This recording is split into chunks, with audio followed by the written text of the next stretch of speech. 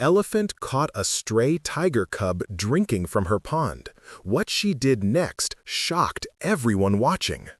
The cub's tongue touched water at the exact moment the elephant's shadow fell across the pond. The little tiger froze, every muscle locked, every instinct screaming. But thirst had made him foolish, had driven him from the thicket where he'd hidden for 2 days without his mother.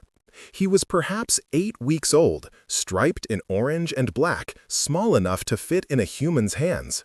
And he had walked into the territory of the most dangerous creature in the forest, a matriarch elephant who had lost her own calf 3 weeks ago, and whose grief had turned her into something volatile and unpredictable.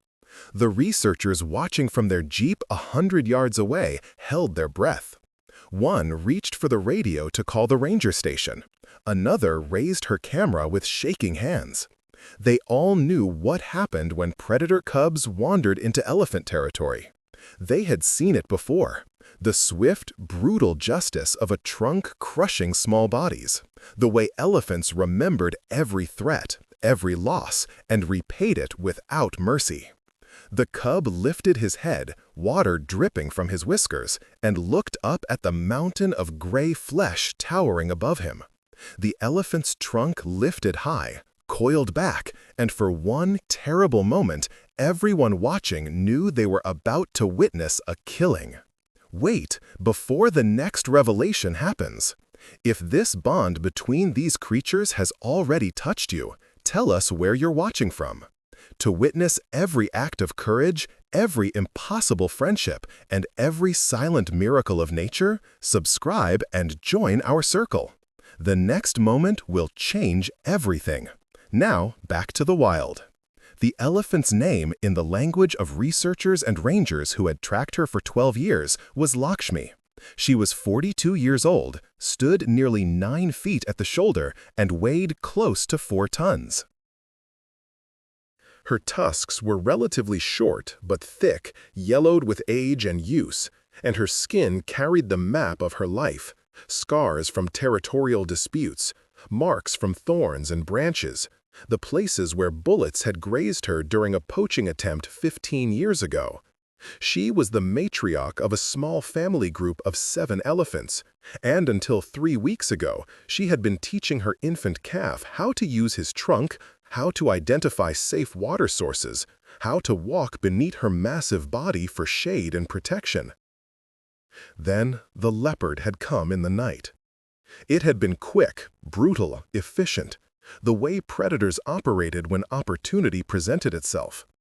The calf had wandered 15 feet from Lakshmi's side while the herd slept, drawn by the sound of a night bird or perhaps just infant curiosity. The leopard had dropped from an overhanging branch, its jaws closing around the calf's throat before any sound of alarm could be raised.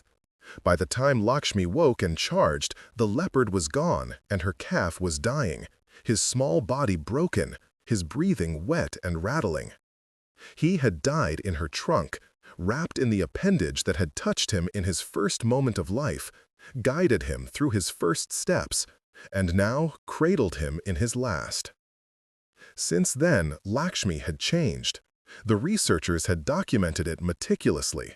The way she stood guard over the body for 2 days, preventing scavengers from approaching. The way she touched the small corpse with her trunk over and over, as if trying to wake him. The way she finally left him, walking backward, her trunk extended toward his body until distance made it impossible. And then the way she had become aggressive, charging at any predator she encountered, wild dogs, jackals, even a sloth bear who had the misfortune of crossing her path. The forest had learned to avoid Lakshmi. Her grief was a dangerous thing. And now a tiger cub stood in her pond, drinking her water, carrying the scent of the species that had taken everything from her. The cub was male, though he wouldn't show clear gender characteristics for several more weeks.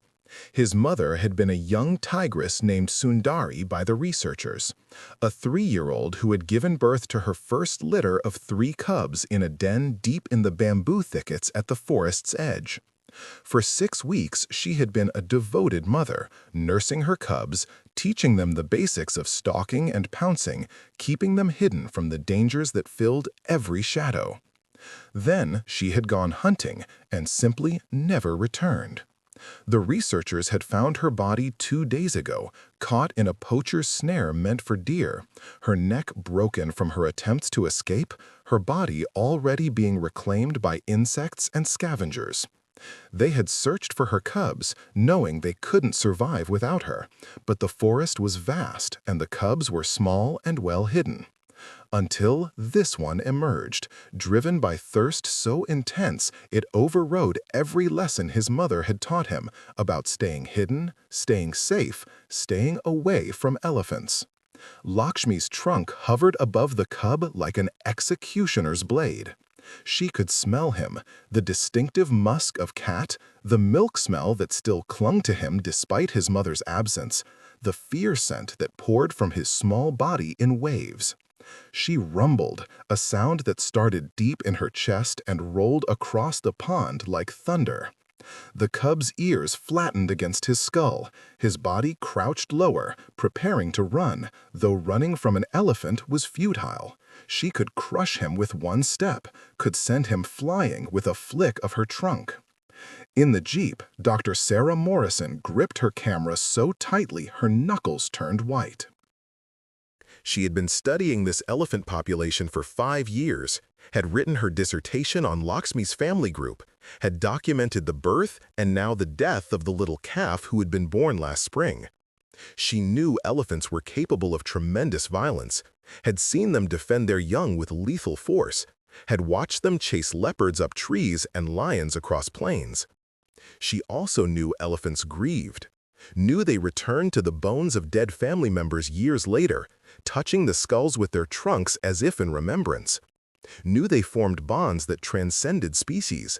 She'd read the reports from other parks, seen the videos of elephants protecting rhino calves, of elephants standing guard over dying buffalo. But this was different. This was the predator species. This was the enemy. "She's going to kill him," whispered Ramesh, the junior researcher beside her. "Should we?" "No," Sarah said, though her heart was pounding. "We don't interfere. We never interfere." Lakshmi's trunk descended. The cub closed his eyes, his body trembling so violently they could see it from the jeep. The trunk touched the cub's head, a gentle pressure, exploratory, curious. The cub whimpered, a sound so small and pitiful it seemed impossible it came from the same species that would grow into 600-pound apex predators. Lakshmi's trunk moved down the cub's spine, feeling his ribs, his flanks, the places where his bones pressed against his striped fur because he hadn't eaten in 2 days. Then Lakshmi did something no one in the jeep expected. She wrapped her trunk around the cub's middle, lifted him off the ground, and brought him to her face. The cub hung limply, too terrified or exhausted to struggle, his paws dangling, his striped tail hanging straight down.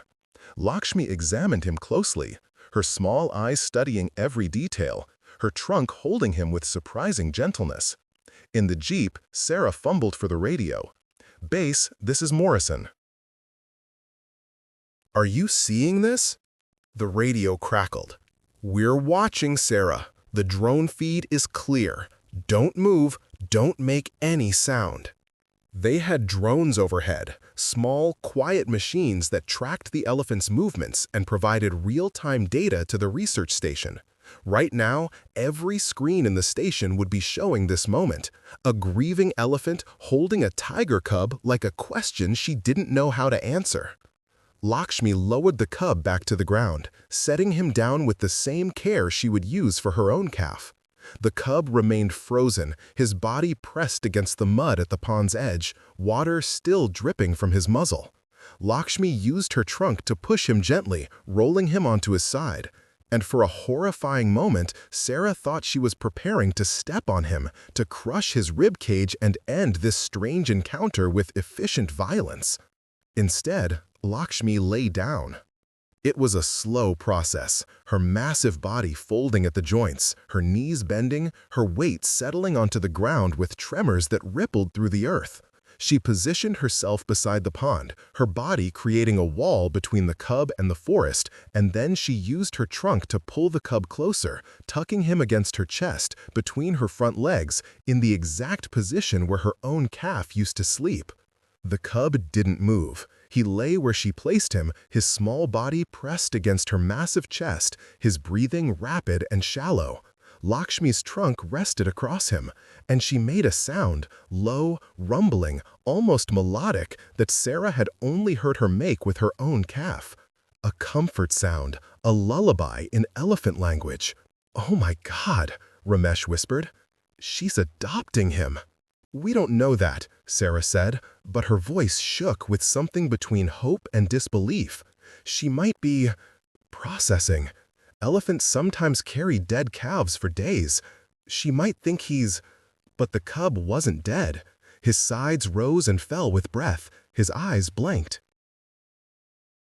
And after several long minutes, he began to relax, the terror draining from his small body, replaced by something that might have been exhaustion or might have been the first fragile shoot of trust.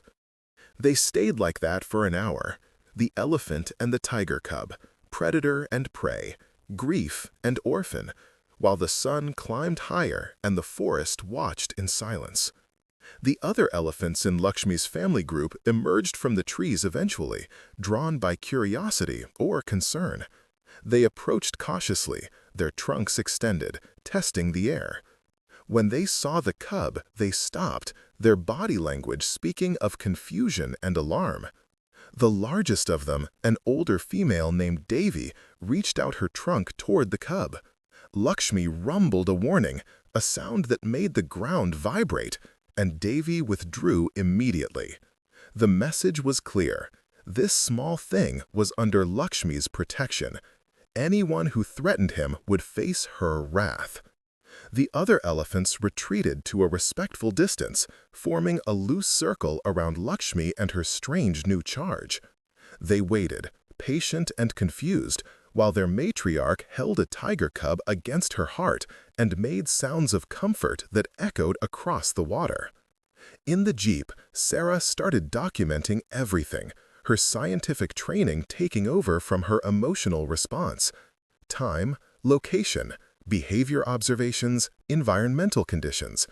But part of her mind was elsewhere, marveling at this moment, at the way nature sometimes bent its own rules in ways that defied logic and prediction. "What happens now?" Ramesh asked quietly. Sarah lowered her camera and looked at the elephant and the cub, at this impossible pairing that should end in death but had somehow become something else. "I have no idea," she said. "I have absolutely no idea." The first challenge came that evening, as the sun set and the forest's nocturnal predators began to stir. Lakshmi rose from her resting position, and the cub, who had fallen into an exhausted sleep against her chest, tumbled into the grass with a startled chirp. Lakshmi immediately wrapped her trunk around him, lifting him back into position against her front leg, but the cub was awake now, and awake meant hunger. The cub began to cry, a series of small, plaintive mews that carried across the darkening clearing. He was starving. In the 2 days since his mother's death, he had consumed nothing but the water from Lakshmi's pond, and tiger cubs his age needed to nurse every few hours. Without milk, he would die within days, possibly less. Lakshmi seemed to understand his distress. She lowered her trunk and nuzzled him, making soft rumbling sounds, but this provided no nutrition. The cub's cries grew more desperate. He began to root against her leg, his mouth opening, searching for a nipple that didn't exist. Lakshmi was female, yes, and she had nursed her own calf until 3 weeks ago, but her milk had been drying up since his death. And even if it hadn't, her anatomy was wrong. Her mammary glands were located between her front legs, but a tiger cub wouldn't know to look there, wouldn't know how to nurse from an elephant even if milk was available. The cub's cries became weaker, more pitiful. In the jeep, now parked at a different angle to avoid disturbing the elephants through the night, Sarah listened through the audio equipment and felt her heart breaking. This was how it would end, she thought. Not with violence, but with starvation. Lakshmi had saved the cub from immediate death, but she couldn't sustain him. Without intervention, he would die in her care, and the researchers' policy was clear: no interference with natural processes. But was this a natural process? Nothing about this situation was natural. "Sarah," Ramesh said, his voice urgent, "we have to do something. We can't just watch him starve." "Our protocols? Screw the protocols." "That cub didn't ask to be an orphan. Neither did Lakshmi. If we can save him—" Sarah's hand hovered over the radio. One call to the ranger station and they could authorize a rescue. They could dart the elephant, retrieve the cub, take him to the rehabilitation center where they could bottle feed him and eventually release him back to the wild. It would be the humane thing, the responsible thing. But it would also end whatever was happening here, and Sarah had a feeling, nothing scientific, just an intuition built on 5 years of watching these elephants, that what was happening here mattered in ways she didn't yet understand. "We wait until morning," she said finally. "If he's still alive and still crying, we'll reassess. But for tonight, we watch." Ramesh looked like he wanted to argue, but he nodded and turned back to the monitors. What happened next, no one could have predicted. Lakshmi began to move, not away from the cub, but deeper into the forest, her trunk wrapped protectively around the small tiger. She walked with purpose, her path deliberate, and her family group followed at a distance, uncertain but loyal. The researchers tracked her movement through the drone feeds and the GPS collar she wore, watching as she traveled nearly 2 miles through territory she knew intimately. She stopped at a clearing where a fallen tree had created a natural shelter. And there, hidden in the darkness, was another mother. A wild dog, a dhole, nursing a litter of 5 pups. The researchers watched in astonishment as Lakshmi approached the dhole's den. The dhole immediately went on alert, her hackles raised, her teeth bared in a threat display that would have been laughable if it weren't so desperate. She was protecting her pups from a creature that could kill her with one step. But Lakshmi made no aggressive moves. She simply stood at the edge of the den. The tiger cub held gently in her trunk and waited. The standoff lasted several minutes. The dhole barked and growled and made herself as large as possible, which wasn't very large at all compared to an elephant. Her pups huddled behind her, their eyes reflecting in the infrared cameras. And then Lakshmi did something extraordinary. She set the tiger cub down, pushed him gently toward the den with her trunk, and backed away. The message was clear: feed him. The dhole's aggression faltered. She looked at the cub, then at the elephant, then back at the cub. Tiger cubs were predators, yes, but this one was tiny, helpless, making the same desperate sounds her own pups had made when they were hungry. And the elephant wasn't attacking, wasn't threatening. She was waiting, watching, her body language somehow conveying something that transcended species boundaries. The dhole's maternal instincts warred with her survival instincts. This was insane. This was impossible. But the cub was crawling toward her now, drawn by the scent of milk, crying with increasing desperation. And something in the dhole's biology, something ancient and primal, made the decision for her. She lay down and let him nurse. In the research jeep, Sarah's hands shook as she recorded what she was seeing. This couldn't be happening. Cross-species nursing was documented in captivity, sometimes even in the wild, but always between similar species: wolves and dogs, lions and tigers, deer and cattle. Never between predator and predator, never orchestrated by a third species, never with an elephant as intermediary. The tiger cub latched onto the dhole's nipple and began to suckle frantically. The dhole's own pups shifted to accommodate him, their small bodies pressing against their mother's belly. and Lakshmi stood guard, her massive form creating a protective wall between the nursing mothers and the forest full of threats. She stood there all night. By dawn, the cub had fed until his small belly was distended, had fallen asleep pressed against the warmth of the dole and her pups, and had survived another day. Lakshmi used her trunk to carefully retrieve him, lifting him away from the dole with surprising gentleness, and the dole let her, making no move to attack or defend what was temporarily hers. As Lakshmi walked back toward her territory with the cub cradled in her trunk, the researchers realized they were witnessing something unprecedented. Lakshmi hadn't just saved the cub once, she was actively problem-solving, using her intelligence and knowledge of the forest to provide what he needed. She had found a nursing mother and had somehow communicated her intention clearly enough that the dole had cooperated. "This is going to change everything," Ramesh said quietly. "When we publish this, if we publish this," Sarah corrected, "first we need to see if it continues. One night doesn't make a pattern, and even if it does." She trailed off, thinking about the implications, the scrutiny, the way extraordinary claims required extraordinary evidence. But in her heart, she already knew. This wasn't going to be a one-time occurrence. Lakshmi had made a decision, had chosen to protect and care for this cub, and elephants were nothing if not committed once they made up their minds. The question wasn't whether she would continue. The question was whether the cub could survive long enough for this impossible relationship to become something real. The pattern established itself quickly. Each evening, as the sun set and the cub's hunger cries began, Lakshmi would carry him to the dole's den. The dole, who the researchers started calling Rani, though she had no name in any language she would understand, would allow the cub to nurse alongside her own pups. After an hour or two, Lakshmi would retrieve the cub and return to her own territory where she would sleep with him tucked against her chest, her trunk draped across his small body.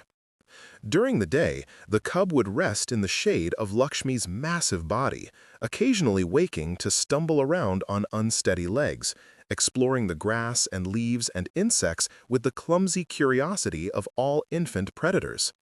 Lakshmi watched him constantly, her trunk ready to snatch him back if any threat approached. The other elephants in her family group gradually accepted his presence, though they maintained a cautious distance, their trunks wrinkling with confusion whenever they scented him. The researchers documented everything, working in shifts to maintain constant observation. The story was too important, too unprecedented to risk missing crucial details. They recorded his weight gain, nearly 2 pounds in the first week. They documented his behavior changes, from terrified and frozen to increasingly confident and playful. They noted the way he began to respond to Lakshmi's calls, the way he would run to her when startled, the way he started to sleep sprawled across her trunk like it was the most natural thing in the world. And they observed something else, something that gave Sarah hope even as it complicated the already complex situation. The cub was imprinting on Lakshmi. His mother was supposed to teach him to be a tiger, how to hunt, how to kill, how to survive as an apex predator. But his mother was dead, and in her absence, he was learning to be something else. An elephant's shadow. A hybrid creature that thought the rumble of elephant communication was his language and the scent of elephant dung was home. "This is going to be a problem," Dr. Chen said via video call during one of their daily briefings. Dr. Chen was a wildlife behaviorist based in the States, brought in as a consultant when word of Lakshmi's adoption spread through the research community. "That cub can't be released into the wild if he thinks he's an elephant. He won't know how to hunt, he won't know how to interact with other tigers. He'll be vulnerable, confused, and dangerous." "So what are you suggesting?" Sarah asked, though she already knew the answer. "Separation. Now, before the bond gets any stronger. Take the cub to rehabilitation. Hand-raise him with other tiger orphans. Teach him proper species behaviors. Give Lakshmi time to process her grief naturally." Sarah looked at her monitor, where the live feed showed Lakshmi using her trunk to gently clean the cub, removing dirt and debris from his fur with the same careful attention she would give her own calf. "And if we separate them?" Sarah asked. "What happens to Lakshmi? She's finally showing signs of recovery. She's eating normally again. She's reintegrating with her family group. The aggression is gone. Elephants are resilient. Elephants grieve for years," Sarah interrupted. "Sometimes decades. You know this. If we take that cub, we're taking her purpose, her reason to move forward. We're reopening the wound." "You're anthropomorphizing." "No, I'm observing. There's a difference." The debate continued over subsequent days and weeks, pulling in experts from around the world, ethicists and behaviorists and conservationists all weighing in with opinions and advice. Some argued for immediate separation. Others advocated for minimal intervention, letting nature take its course, even if that course was strange and unprecedented. A few suggested a middle path: allow the relationship to continue, but introduce the cub to other tigers from a distance. Try to maintain some connection to his own species. But while the humans debated, Lakshmi and the cub simply lived. The cub grew rapidly on the dole's rich milk, supplemented by the scraps of vegetation he learned to eat by watching Lakshmi. He would never be a vegetarian. His digestive system couldn't process plant matter the way hers could, but he learned to chew on tender shoots and grass tips, perhaps drawn by her example, perhaps simply exploring the world through his mouth the way all young animals do. He also began to play. Tiger cubs are naturally playful, and as his strength returned and his health improved, his true personality emerged. He would stalk butterflies through the grass, his small body wiggling with concentration before he pounced. He would bat at Lakshmi's trunk when she used it to guide him away from danger, his tiny claws leaving scratches on her thick skin that she didn't seem to notice. He would chase his own tail in circles until he fell over dizzy, and Lakshmi would watch with what could only be described as amusement, her ears flapping gently. The most remarkable behavior emerged in the third week. The cub began to trumpet. It started as an accident, a vocalization that emerged when he was frustrated, a squeaky, high-pitched attempt at the sound Lakshmi made when communicating with her family. It was objectively terrible, nothing like an actual elephant call, but Lakshmi responded to it immediately, her trunk reaching down to touch him, her body language showing attention and concern. The cub tried again and again, refining his attempt, and eventually he developed a sound that was uniquely his own, part tiger chirp, part elephant squeal, a hybrid communication that belonged to no species but somehow worked between the two of them.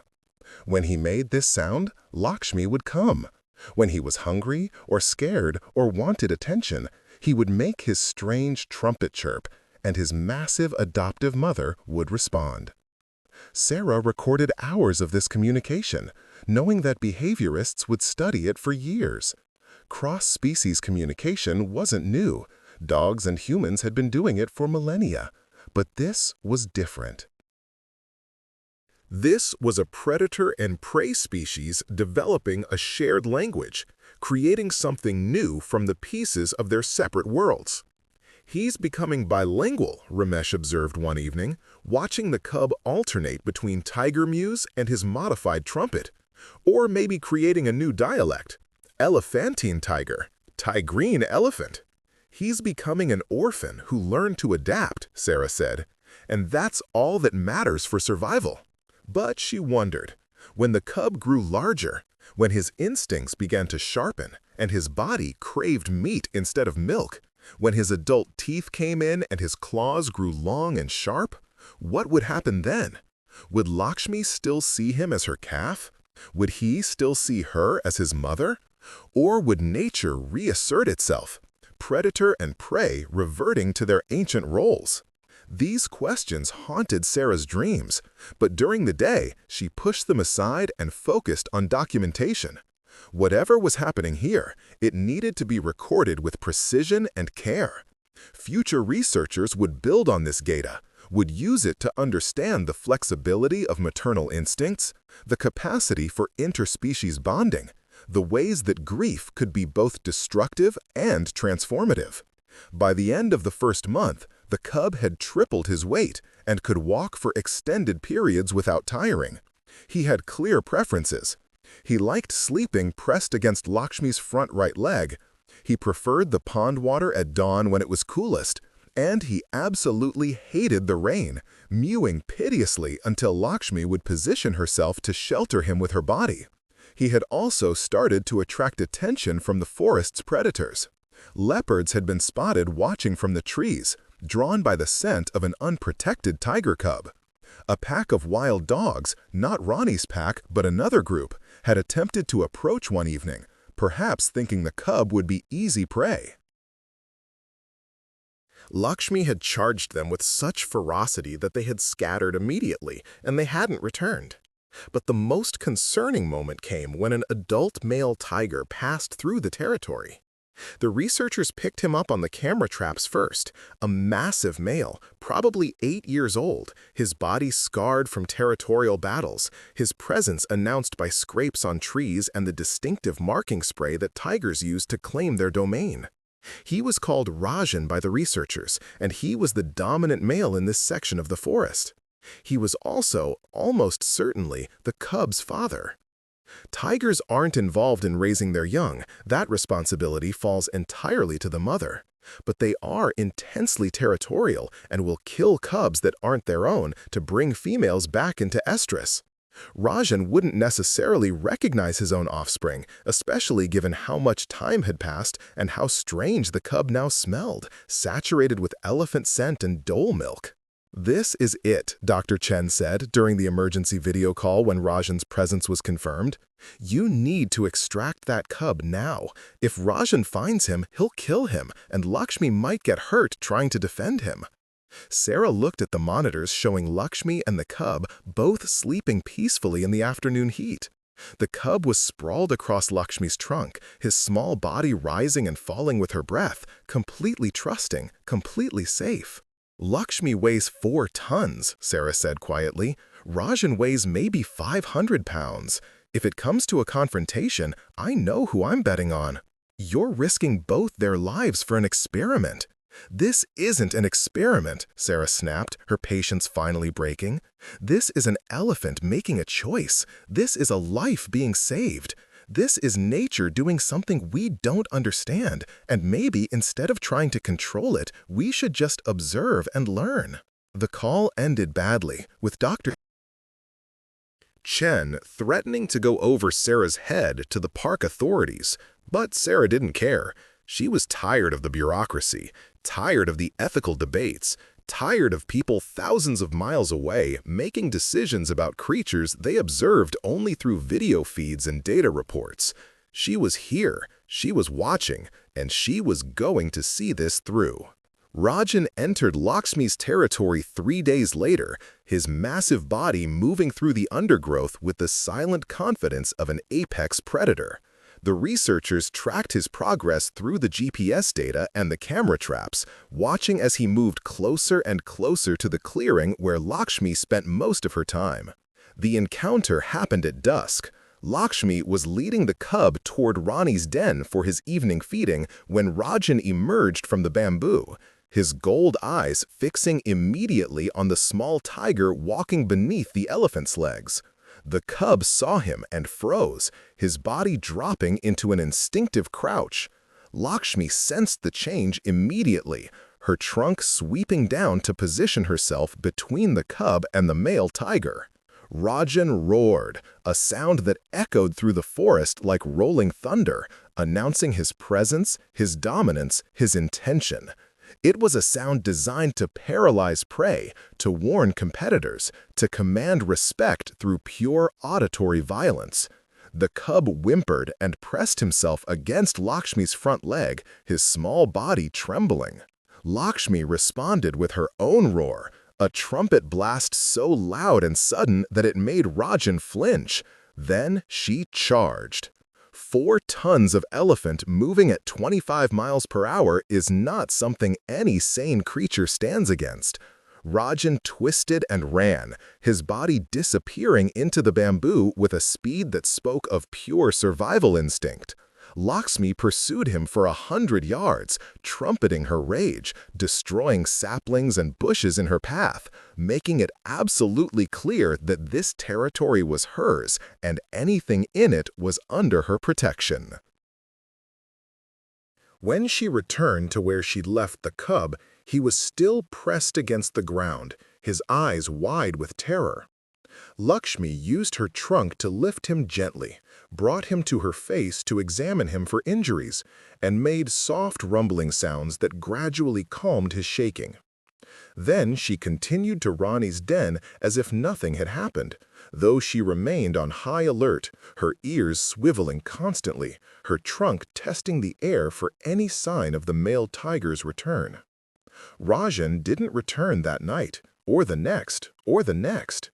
The camera traps showed him moving to the northern edge of his territory, far from Lakshmi's domain, as if he'd decided that whatever was happening in that clearing wasn't worth the confrontation.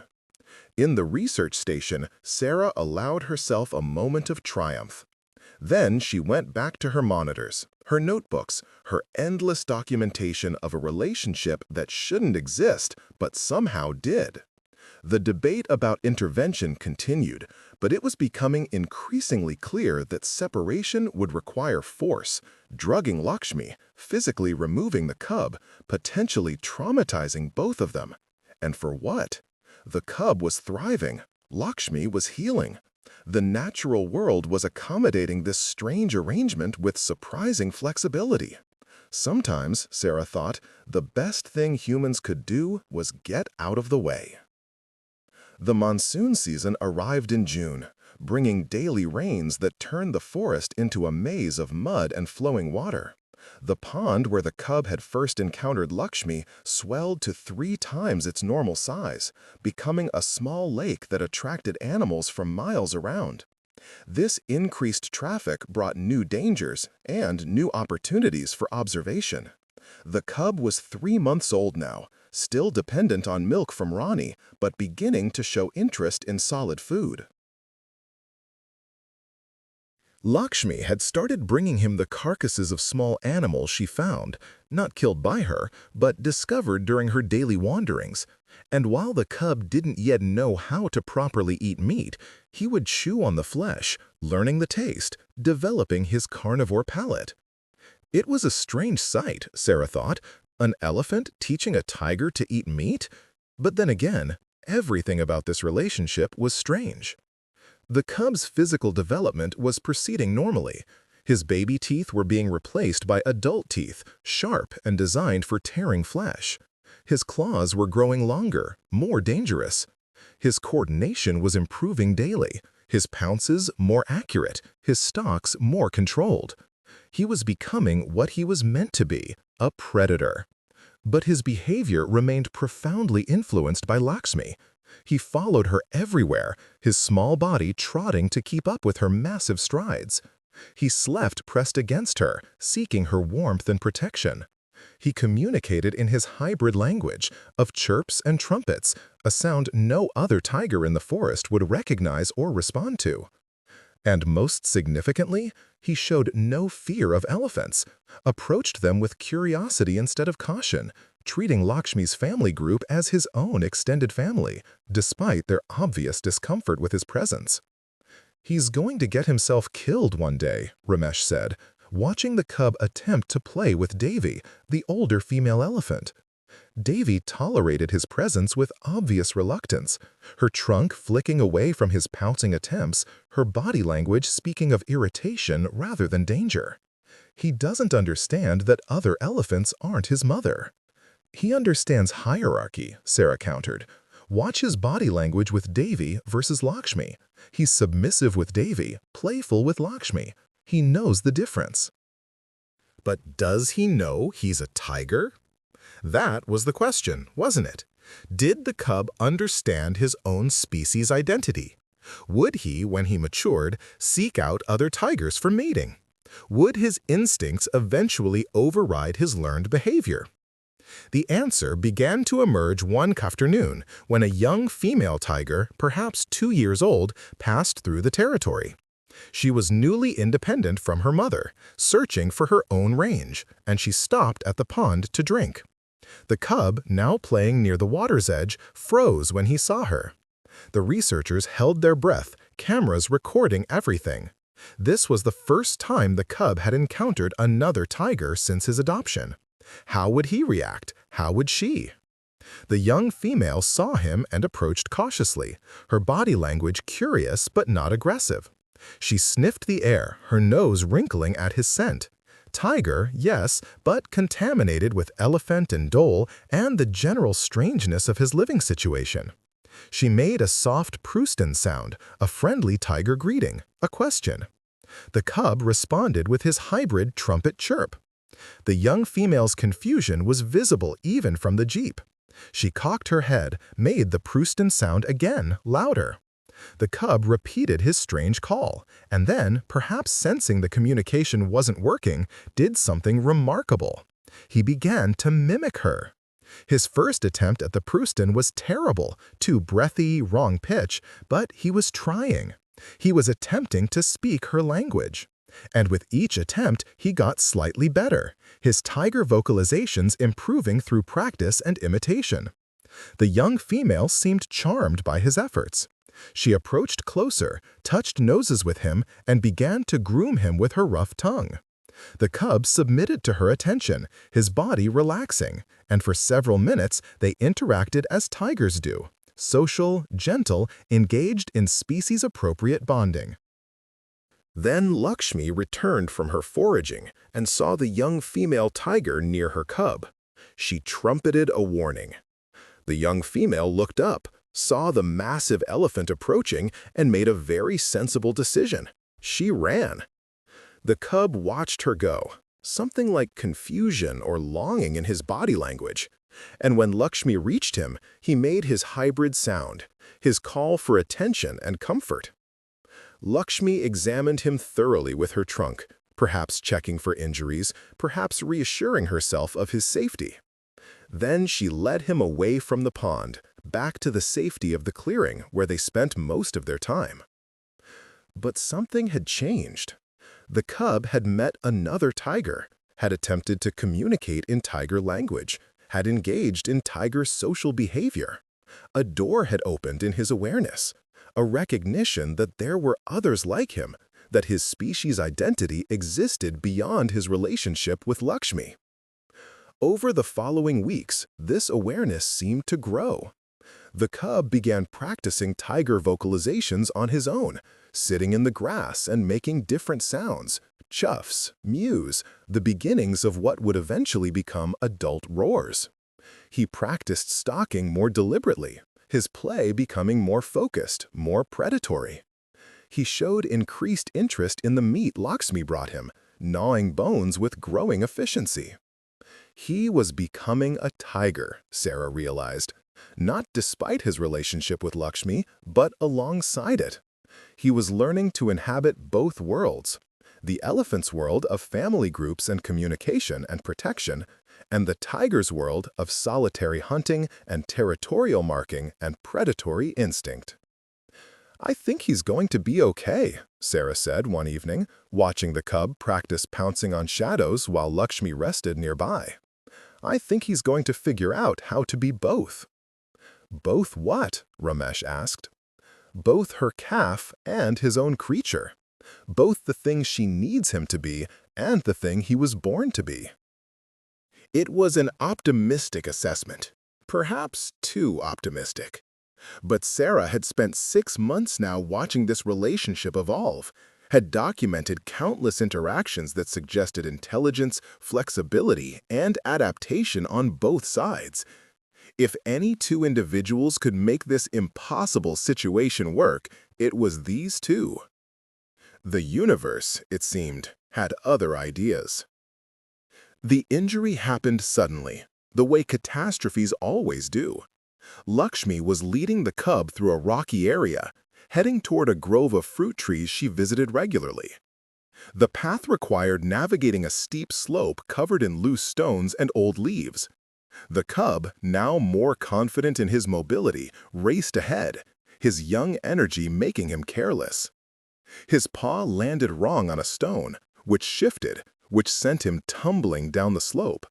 He crashed into a fallen log, and the researchers heard his scream even from a quarter-mile away, a sound of pain so acute it transcended species, immediately recognizable as wrongness. Lakshmi rushed to him, her massive body somehow navigating the treacherous slope with urgent grace. When she reached the cub, he was lying on his side, his left rear leg bent at an angle that made Sarah's stomach drop even through the drone feed. "That's broken," she said, already reaching for the radio. "That's definitely broken." The debate about intervention was over. A broken leg was a death sentence for a young predator in the wild. He couldn't hunt, couldn't flee from danger, couldn't keep up with Lakshmi's movements. Without medical treatment, the leg would become infected, the cub would slowly starve, and Lakshmi would watch another infant die in her care. "Send the vet team," Sarah ordered. "Full sedation protocols for both of them. We're bringing him in." The operation took 3 hours. Darting Lakshmi was always risky.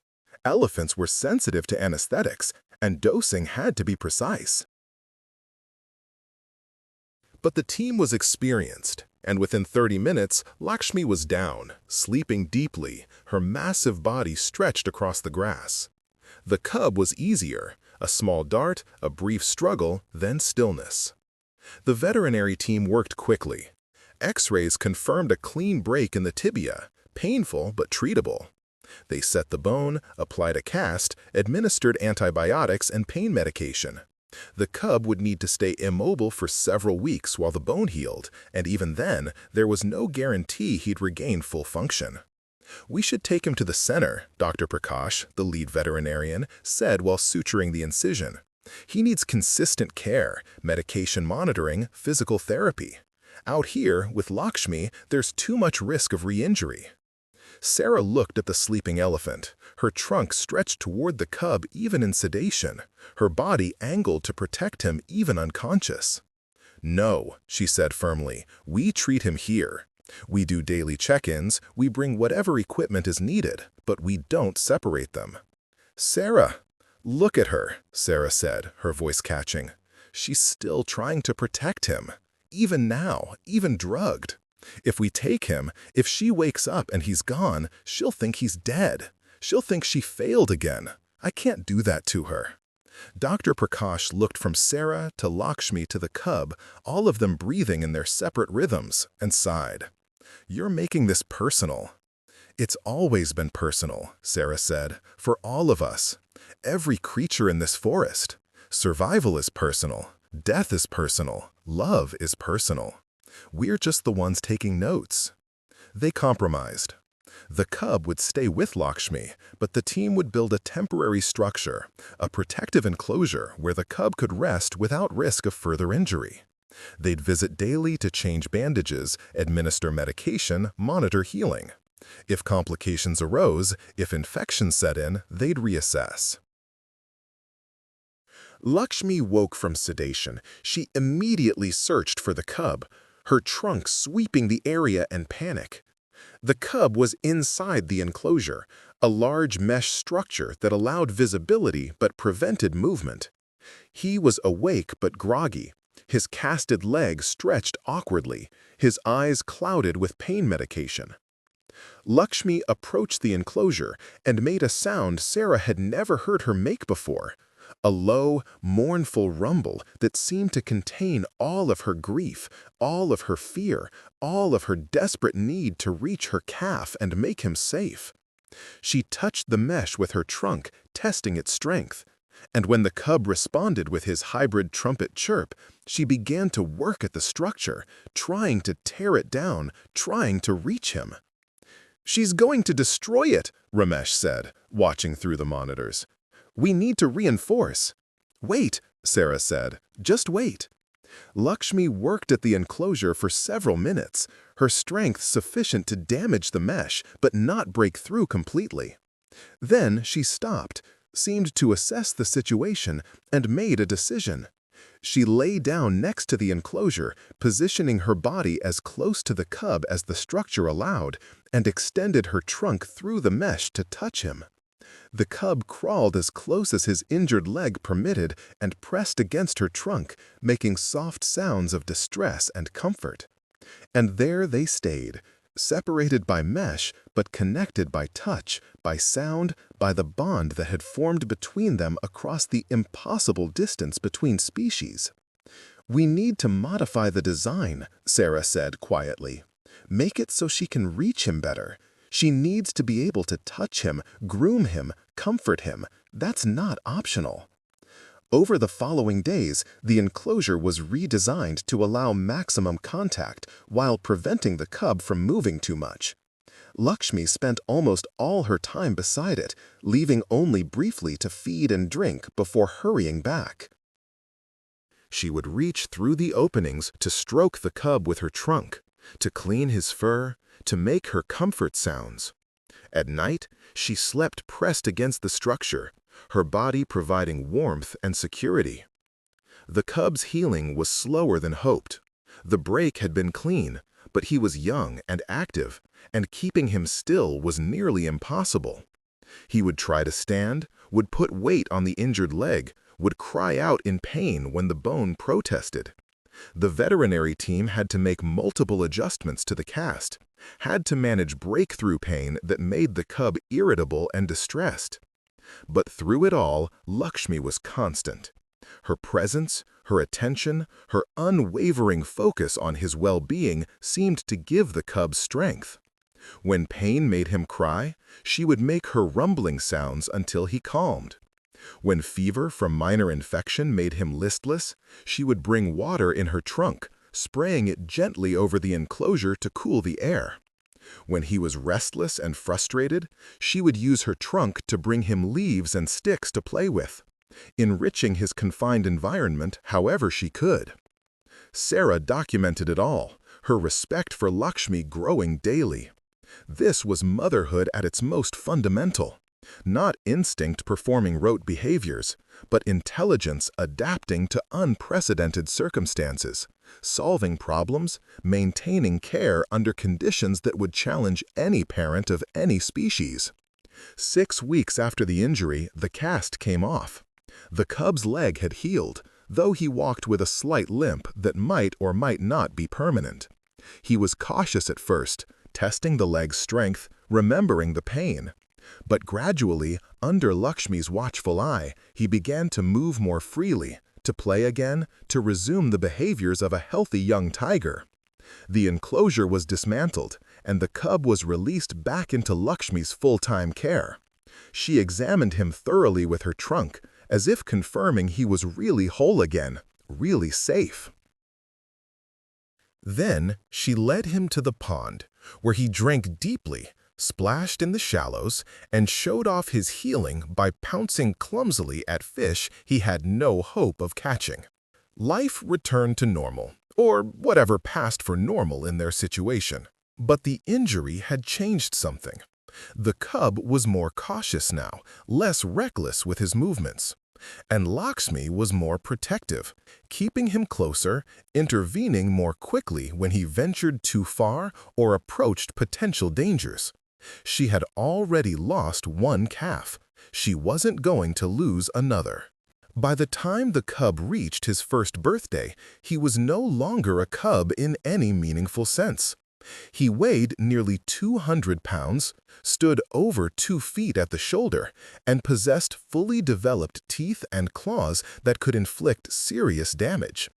He was a juvenile tiger, approaching adolescence, his body preparing for the massive growth spurt that would take him to full adult size. And Lakshmi was still his mother.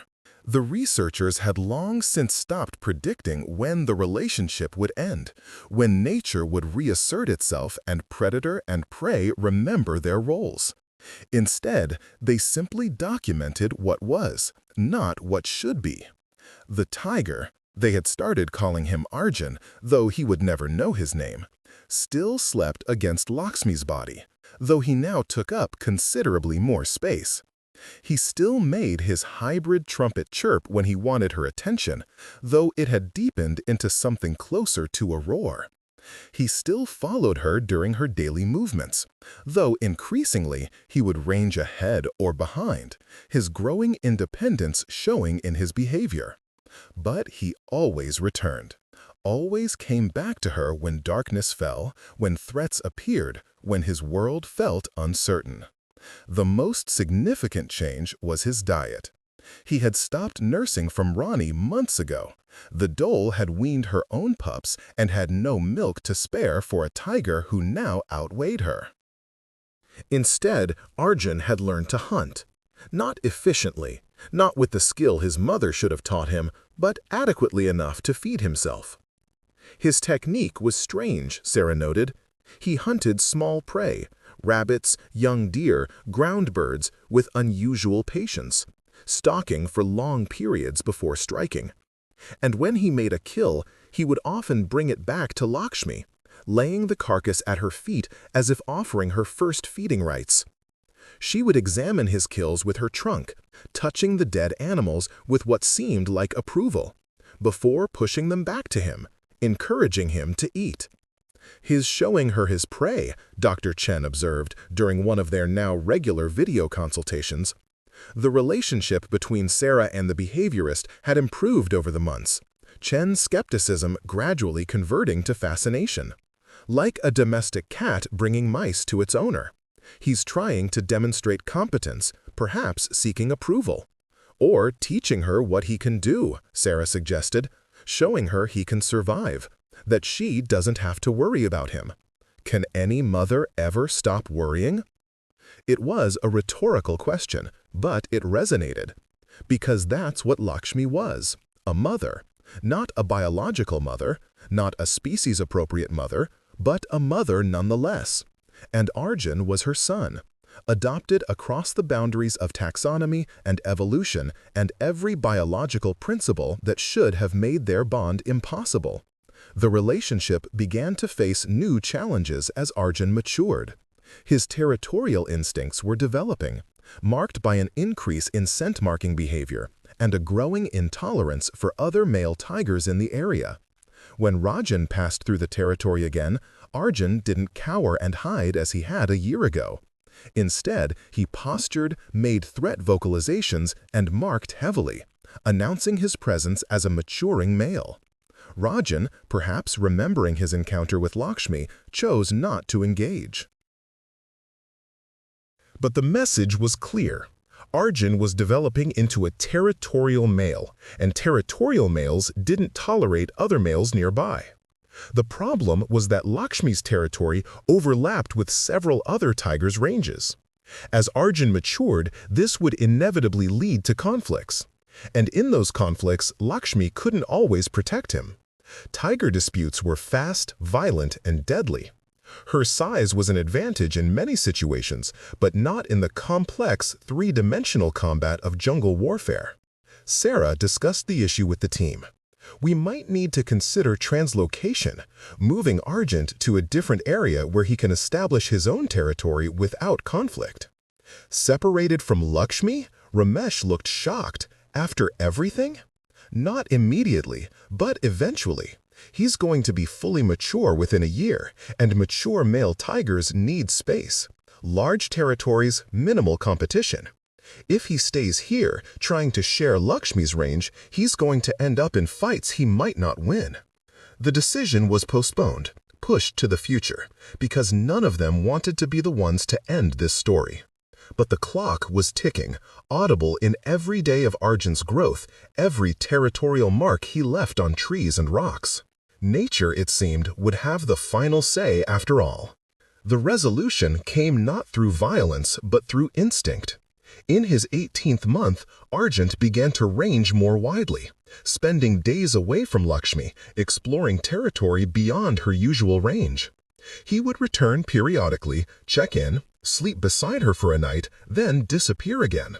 His independence was emerging naturally, his biological programming pulling him towards solitary adult life. Lakshmi seemed to understand. She didn't try to stop him, didn't follow when he wandered. She would greet him when he returned, touching him with her trunk, making her comfort sounds, but then she would let him go again, watching as his striped body disappeared into the forest. "She's releasing him," Sarah said quietly, watching through the monitors as Arjun departed after one of his visits.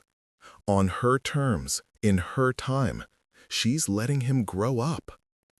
It was both heartbreaking and beautiful. The bond wasn't breaking, it was evolving, adapting to new circumstances. Arjun was becoming what he was meant to be, an independent adult male tiger. But he was also remaining what Lakshmi had made him, a tiger who knew that elephants could be family, who carried within him the memory of comfort and protection offered across the impossible distance between species. By his second birthday, Arjun had established his own territory, about 5 miles from Lakshmi's core range. It was good territory, rich in prey, with water sources and adequate cover. The researchers tracked him through camera traps and occasional visual observations, documenting his successful transition to independent life. He had become an accomplished hunter, his technique still slightly unusual but effective. He avoided elephant herds, giving them wide berth in a way other tigers didn't, as if respecting some covenant made in his youth. And once a month, sometimes more frequently, he would return to Lakshmi's territory, would seek her out, would spend an afternoon or evening in her presence before departing again. During these visits, they would stand together, the massive elephant and the now massive tiger. And to an untrained observer, they would seem like adversaries, predator and prey, locked in nature's eternal tension. But the researchers knew better. They saw the way Arjun would make his hybrid trumpet chirp, now deep and powerful, but still recognizably the sound he'd created as a cub. They saw the way Lakshmi would respond with her rumbles, her trunk reaching out to touch him, checking his condition, satisfying herself that he was healthy and whole. They saw a mother and son, maintaining their bond across distance and time and all the forces that should have torn them apart. 3 years after the day a tiny cub had stumbled to a pond for water and found an elephant instead of death, Sarah stood in the clearing where it had all begun and tried to find words for what she'd witnessed. Her research had become famous, then controversial, then accepted. The footage and data she'd collected had been published in journals, featured in documentaries, analyzed by experts worldwide. Some called it the most significant observation of cross-species bonding ever recorded. Others argued it was an anomaly, a statistical outlier that proved nothing about the general principles of animal behavior. Sarah didn't care about the debates anymore. She had been here, had watched every moment, had documented an impossible love story between creatures who should have been enemies. Lakshmi stood at the pond's edge, drinking slowly. She was older now, her movements slightly stiffer, her tusks more worn. But she was healthy, calm, reintegrated into her family group. She had successfully raised her role as matriarch, leading her herd through dry seasons and wet, protecting them from threats, teaching the younger elephants the ways of the forest. She had survived her grief, had transformed it into something else, not forgetting her lost calf, never forgetting, but creating space alongside that loss for new purpose, new connections. A movement in the trees caught Sarah's attention. Arjun emerged from the forest, now fully grown, over 400 pounds of muscle and predatory grace. He was magnificent, his coat bright in the afternoon sun, his body moving with the confident power of a successful apex predator. He stopped at the clearing's edge and made his sound, that hybrid trumpet chirp that belonged only to him, that existed nowhere else in the natural world. Lakshmi's head lifted immediately. She turned toward him, her ears spread in greeting, and made her rumbling response. Arjun approached, moving close enough that his body brushed against her front leg, and for several minutes they simply stood together, elephant and tiger, mother and son. Then Lakshmi did something Sarah had seen her do countless times, but that never failed to move her. She reached down with her trunk and touched Arjun's face, gentle and deliberate, a gesture of recognition and affection that transcended species barriers. Arjun leaned into her touch, his eyes half closing, and made a sound that was purely tiger, a chuff, a sign of contentment and affection in tiger social behavior. It was perhaps the clearest indication that he knew exactly what he was, a tiger, while also knowing exactly who she was, his mother. Sarah recorded it all, her hands steady now with practice, her heart full with something that had no name in scientific terminology. This was what she had dedicated her life to understanding, the way animals loved, survived, adapted, and sometimes, against all logic and expectation, chose connection over instinct, chose family over fear. As the sun set and painted the forest in shades of gold, Arjun departed back to his territory, disappearing into shadows with the silent grace of his kind. Lakshmi watched him go, her trunk extended until he was no longer visible. Then she turned back to her family group, to her herd, to the responsibilities of her life. But once a month, sometimes more, they would meet again, would stand together in defiance of biology and taxonomy and all the rules that govern the natural world, would prove that sometimes, just sometimes, the heart could bridge distances that seemed impossibly wide. In a pond where an orphaned cub once drank water and found a mother instead of death, the forest continued its ancient rhythms. Trees grew, seasons changed, and life persisted in all its complex, beautiful, impossible forms.